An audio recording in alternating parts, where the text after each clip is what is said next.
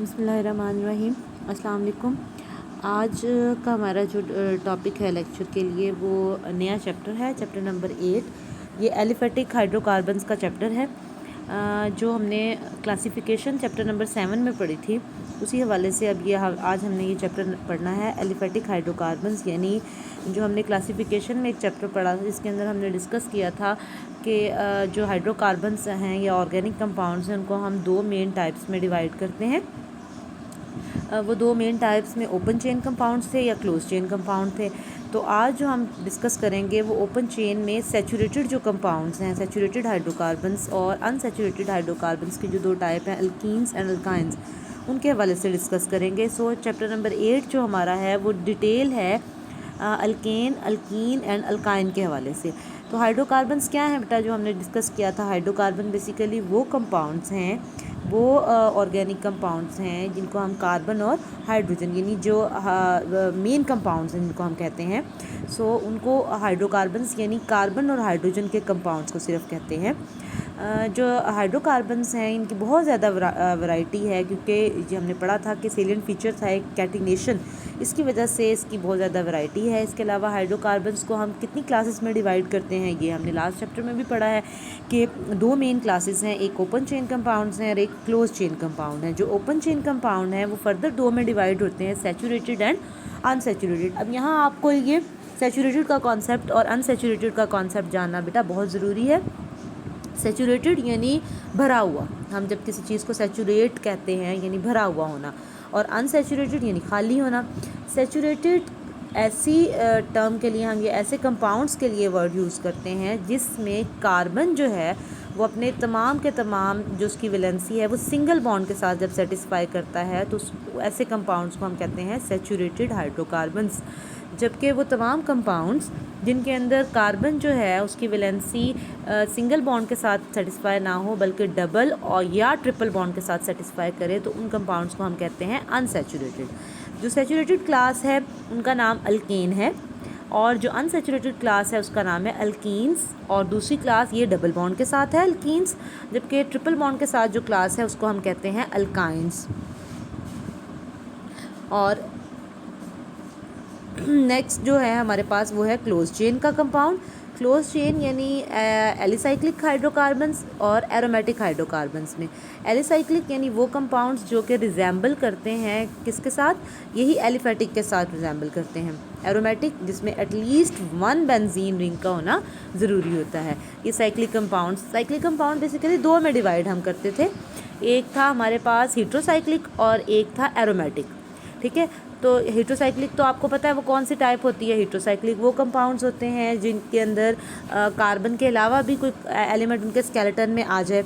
तो ये जो हमारे पास आता है ये है हमारे पास बेंजीन वाले जितने कंपाउंड्स हैं वो सारे के सारे एरोमेटिक कहलाते हैं। यानी ये हमने ये चीज़ें जो हैं क्लासिफिकेशन में कवर की थी, ये हमारे पास एक किस्म की उसकी रिवीजन आ गई। अब आपके पास जो कॉन्सेप्ट मेन मैंने आपको बताया है वो सैचुरेटेड और अनसैचुरेटेड के हवाले से है।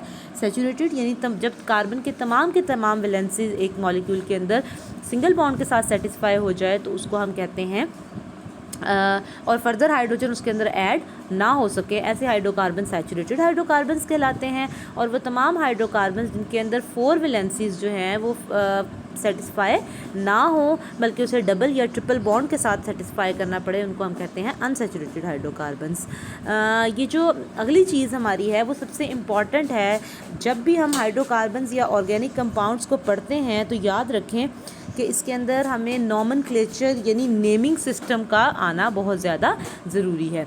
नेमिंग सिस्टम के बगैर हम ऑर्गेनिक केमिस्ट्री को नहीं पढ़ सकते। सो नेम्स जो हैं उनको आपने याद करना बहुत ज़्यादा ज़रूरी है, आपके लिए बहुत इंपॉर्टेंट है कि आप नेम्स को ज़रूर जहन में रखें और उनके हवाले से उन्हें याद भी रखें कि किस तरह से नेम्स को हम याद करते हैं। नॉमेनक्लेचर के हवाले से अगर आप बात करें तो जो नॉमेनक्लेचर है वो दो तरह के होते हैं, यानी जो नाम होते हैं चीज़ों के वो दो तरह के होते हैं। ये आपने इसमें भी पढ़ रखा है कि जो नेमिंग होती है उनको हम किस तरह से बायो में भी हमने इस चीज़ को नेमिंग के हवाले से आपने किंगडम सिस्टम को पढ़ा है, इसलिए आपको नॉमेनक्लेचर का वर्ड आपके लिए फेमिलियर है। नॉमेनक्लेचर की जहाँ तक बात है बेटा, तो नॉमेनक्लेचर में ऑर्गेनिक कंपाउंड्स जो हैं उनके दो तरह की नॉमेनक्लेचर में हम नाम देते हैं। एक है कॉमन या ट्रिवियल नेम्स, यानी कंपाउंड के आम नाम जिनको हम आम ज़बानों में कहते हैं, और एक नाम है IUPAC नेम्स। आपको IUPAC यानी international union for pure and applied chemistry के हवाले से वो वहाँ पे जो नाम दिए जाते हैं उसको हम कहते हैं IUPAC रूलिंग के हवाले से वो नेम। आपको IUPAC नेमिंग के जो रूल्स हैं वो आपको बहुत ज़्यादा अच्छे तरीके से पता होने चाहिए। आपको जहन में होना चाहिए कि IUPAC नेम्स किस तरह से दिए जाते हैं। हमें पहले पता होना चाहिए कि कॉमन या ट्रिवियल नेम क्या होते हैं। हम इसको बेसिकली जो नॉमेनक्लेचर है उसको शुरू कर रहे हैं हाइड्रोकार्बन्स, यही जो एलिफेटिक हाइड्रोकार्बन्स हैं उनके हवाले से। सो कॉमन या ट्रिवियल नेम में शुरू के दिनों में जब कंपाउंड्स को उनकी हिस्ट्री की बेस पे हम नाम देते थे, या नाम जो कॉमन नाम है उनके लिए जो 4-5 चीज़ें हैं उनके हवाले से उनको नाम दिया जाता था। एक तो ये था कि उस कंपाउंड की जो हिस्ट्री है, ओरिजिन है, उस हवाले से, या फिर जिस तरीके से उसको बनाया जाता था उसके नाम के हवाले से, या जो शख्स उस पर काम कर रहा है जिसने उसको सबसे पहले देखा था उस हवाले से। फॉर एग्जांपल मार्च गैस हम किसे कहते हैं? मार्च गैस यानी मीथेन को कहा जाता है। अब इसको मार्च गैस क्यों कहा जाता है? क्योंकि ये मार्शी प्लेसेस पे यानी दलदली इलाके जो हैं या गंदे जो जोहड़ हैं उनके अंदर पाई जाती है। आपने अक्सर देखा होगा कि अगर आप कहीं जोहड़ वाली जगह से गुजर रहे हों तो आपने बबल्स बनते हुए ऊपर सरफेस पे देखे होंगे। बेसिकली ये बबल्स क्या होते हैं? ये नीचे जो मार्च यानी ये जो मीथेन गैस है उसकी वजह से बबल्स बन रहे हैं।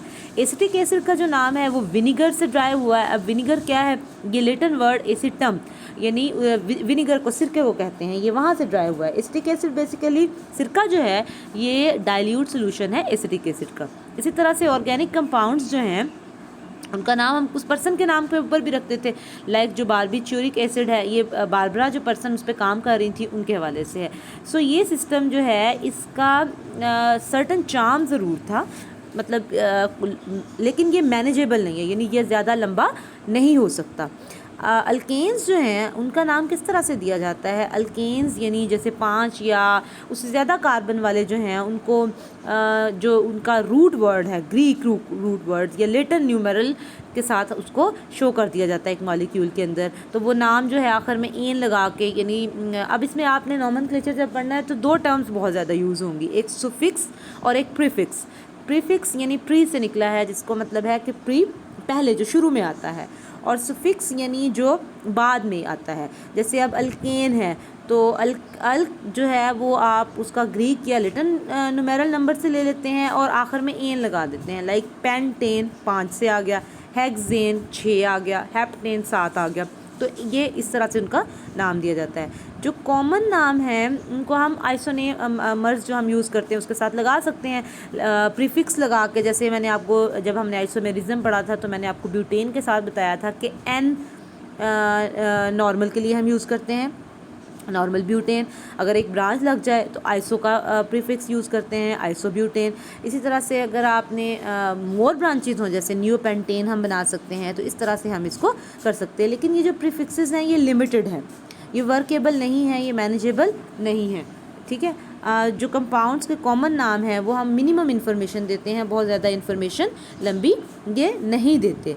सो इसीलिए ये जो जैसे अल्कीन्स हैं उनके जो कॉमन नाम है उनके आखिर में एन को रिप्लेस करके ईन लगा दिया जाता है, या वायलिन को लगा, जैसे अल्केन है उसकी जगह अल्काइलीन। लाइक इथेन अगर है तो इथाइलीन, अगर प्रोपेन है तो प्रोपाइलीन, अगर ब्यूटेन है तो ब्यूटाइलीन। इसी तरह से आइसोब्यूटाइलीन जब एक ब्रांच बन जाती है तो आइसोब्यूटाइलीन बन जाता है। सो ये हमारा आज का जो टॉपिक था उसमें हमने मेन कवर किया है नॉमेनक्लेचर के एक हिस्से को, जिसको हम कॉमन नाम या ट्रिवियल नेम्स की बात करते हैं, प्लस हमने उसके अंदर डिस्कस किया है हाइड्रोकार्बन्स के अंदर।